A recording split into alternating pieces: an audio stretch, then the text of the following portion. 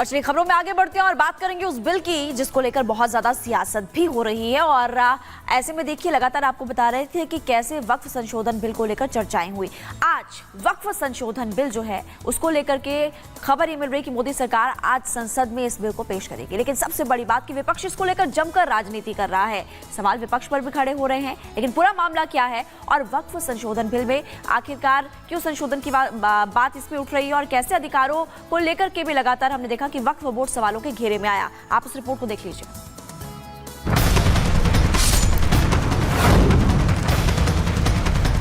ये सरकार वक्फ की प्रॉपर्टी को हड़पना चाहती है। बीजेपी शुरू से वक्फ बोर्ड्स और वक्फ की प्रॉपर्टीज के खिलाफ रही है। मुसलमान भाइयों को कैसे उनके अधिकारों को छीना जाए। भारतीय जनता पार्टी जो जनता के हित में जो निर्णय करती है उसको लागू करती है।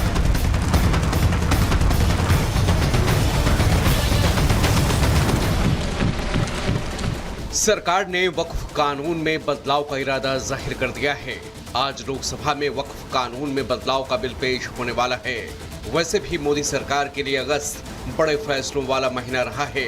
आर्टिकल 370 हटाना हो या फिर राम मंदिर बनवाना, मोदी सरकार ने ये दोनों बड़े फैसले इसी महीने में किए।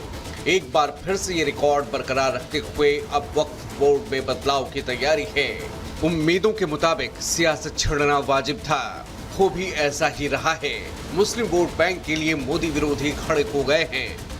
ये सरकार वक्फ की प्रॉपर्टी को हड़पना चाहती है।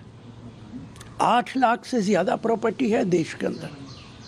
बहुत सारी प्रॉपर्टी आर्मी ने हड़प कर रखी है जिसे सरकार देने को तैयार नहीं है। बीजेपी शुरू से वक्फ बोर्ड्स और वक्फ की प्रॉपर्टीज के खिलाफ रही है और इनका एक हिंदुत्व का एजेंडा है, आरएसएस का एजेंडा है कि वो शुरू से वक्फ प्रॉपर्टीज को और वक्फ बोर्ड को खत्म करने की कोशिशें करती रही। सरकार को भी पहले से ही सियासी संग्राम का एहसास था, इसलिए सरकार ने इस पर पूरा होमवर्क किया।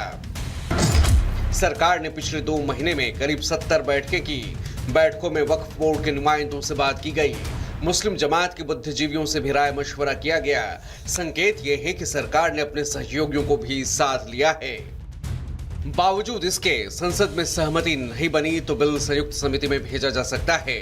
लेकिन अब सरकार पीछे हटने वाली नहीं, बड़े और कड़े फैसले पर अमल करने वाली है।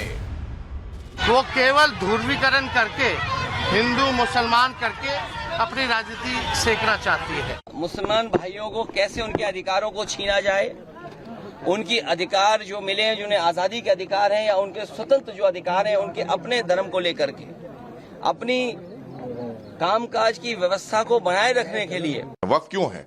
वक्फ इसलिए है कि दबे कुचले पिछड़े मुसलमानों के उत्थान के लिए बनाया गया वक्फ था और उसका कोई सदुपयोग नहीं हुआ है, दुरुपयोग ही हुआ है सन 47 से आज तक।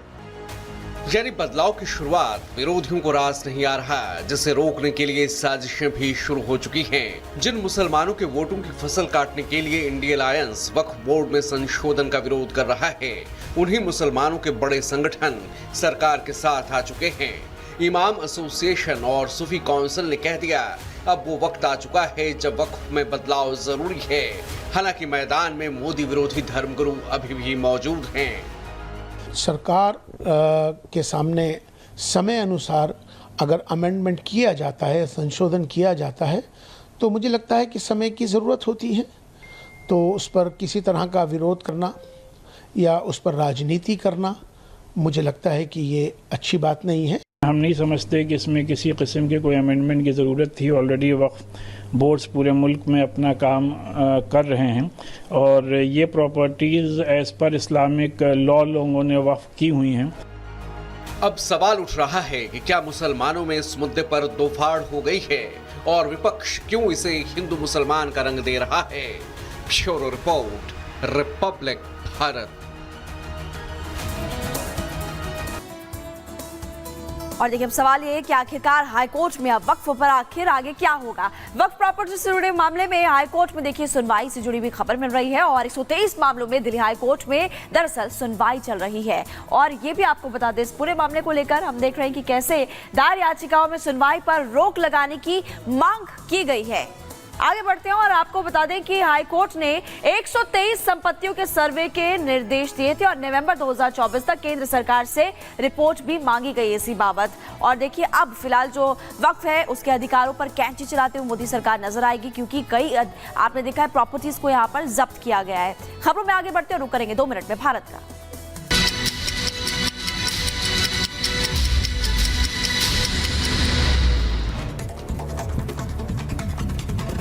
हिमाचल के श्रीखंड के पास बादल फटने से आई बाढ़ से 45 लोग बहे। एनडीआरएफ की टीम रेस्क्यू ऑपरेशन में जुटी।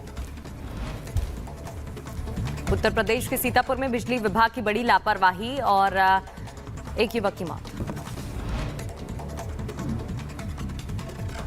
उत्तर प्रदेश के बदायूं में टाटा मैजिक और पिकअप गाड़ी में जोरदार टक्कर, हादसे में करीब 10 लोग घायल। उत्तर प्रदेश के मुजफ्फरनगर में धमाके से हड़कंप मचा, हादसे में 5 बच्चे झुलस गए। इधर बिहार के कैमूर में पुलिस ने 2 आरोपियों को किया गिरफ्तार और सिपाही भर्ती परीक्षा में सेटिंग कराने का आरोप लगा। उत्तर प्रदेश की बलिया में पुलिस ने अपराधियों के खिलाफ मुनादी की है, 3 आरोपियों के खिलाफ एक्शन। उत्तर प्रदेश में गाजियाबाद में पुलिस ने बच्चा चोरी करने वाले गिरोह का भंडाफोड़ किया और गैंग ऑफ डिमांड बच्चे की चोरी करते थे। एक बच्चे को करीब 4 लाख रुपए में बेचा करते थे। उत्तर प्रदेश के गोंडा के जिला अस्पताल में मरीज की डॉक्टर और स्टाफ ने पिटाई कर डाली, लोहे की रॉड और डंडों से मारपीट। उत्तर प्रदेश के अंबेडकर नगर में ड्यूटी में तैनात पुलिसकर्मियों का वीडियो बनाना महंगा पड़ गया और पुलिस अधीक्षक ने कार्रवाई की यहाँ पर आदेश दिए। राजस्थान के भीलवाड़ा में हॉस्पिटल के पालना गृह में मिला नवजात का शव, पुलिस ने मामले की जांच शुरू की। यूपी के मुजफ्फरनगर में शिक्षकों की लापरवाही सामने आई, स्कूल में बंद मासूम को परिजनों ने छुड़ाया। उत्तर प्रदेश के संभल में युवक ने फांसी लगाकर खुदकुशी की, आत्महत्या से पहले हाथ पर सुसाइड नोट लिखा। बनर सिंह हत्याकांड में मुख्य शूटर पंकज यादव का मथुरा में एनकाउंटर, पंकज यादव पर 36 मामले दर्ज।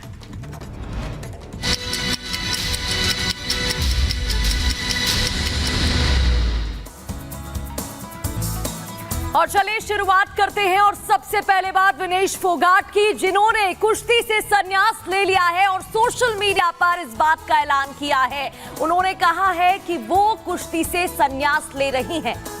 देखिए बड़ी खबर के तौर पर आपको बता रहे, कल आपने देखा कि डिस्क्वालीफाई हुई, 100 ग्राम वेट उनका ज्यादा था, 50 किलोग्राम के फर्क में वो खेलती थी। लेकिन अब आपको बता रहे हैं कि वो अस्पताल में भर्ती भी थी। उसके बाद अब आपको ये भी बता रहे हैं कि विनेश फोगाट ने कुश्ती से संन्यास ले लिया। इस वक्त एक्स पर जो उनका पोस्ट है वो हम आपको दिखा रहे हैं और इसमें वो अपनी मां से माफी मांगते हुए भी नजर आ रही हैं और दुख प्रकट करते हुए इस वक्त विनेश फोगाट का ये ट्वीट आप देख सकते हैं। और देखिए कुछ ही देर पहले विनेश फोगाट ने ट्वीट किया है, 1 घंटे पहले उनकी तरफ से एक्स पर पोस्ट किया गया, लिखा हुआ है, मां कुश्ती मेरे से जीत गई और मैं हार गई, माफ करना, आपका सपना मेरी हिम्मत सब टूट चुके हैं, इससे ज्यादा ताकत नहीं रही, अब अलविदा कुश्ती। देखिए साल 2001 से लेकर 2024 तक ये लिखा हुआ है और आप सबकी हमेशा ऋणी रहूंगी, माफी मांगते हुए नजर आ रही हैं, परेशान है। और देखिए सबसे बड़ी बात की गोल्ड की उम्मीद थी, दिन भर लोगों ने इंतजार किया क्योंकि शाम को मैच था, लेकिन उसके बाद जैसे ही पता चलता है कि डिस्क्वालीफाई हो चुके विनेश फोगाट तो सभी लोगों का दिल टूट गया और सोशल मीडिया पर विनेश ने ऐलान किया।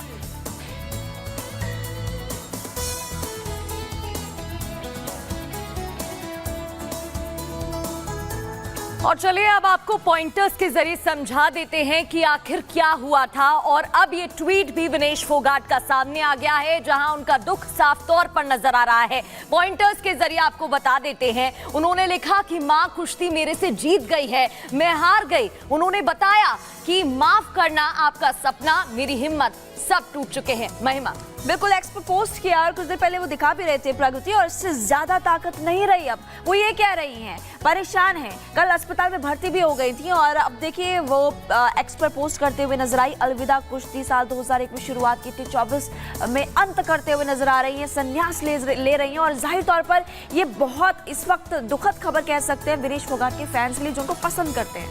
बिल्कुल, और जिस तरीके से उनका करियर रहा है, बेमिसाल करियर रहा है, जितने मेडल्स वो जीती हैं, जितने खेल में उन्होंने उनका जो परफॉर्मेंस रहा है उसको देखते हुए लोगों को काफी उम्मीद थी। आगे उन्होंने लिखा, आप सबकी हमेशा ऋणी रहूंगी, और माफी भी उन्होंने मांगी है। तो ये बड़ी खबर सामने आ रही है जहां उन्होंने संन्यास का ऐलान कर दिया है।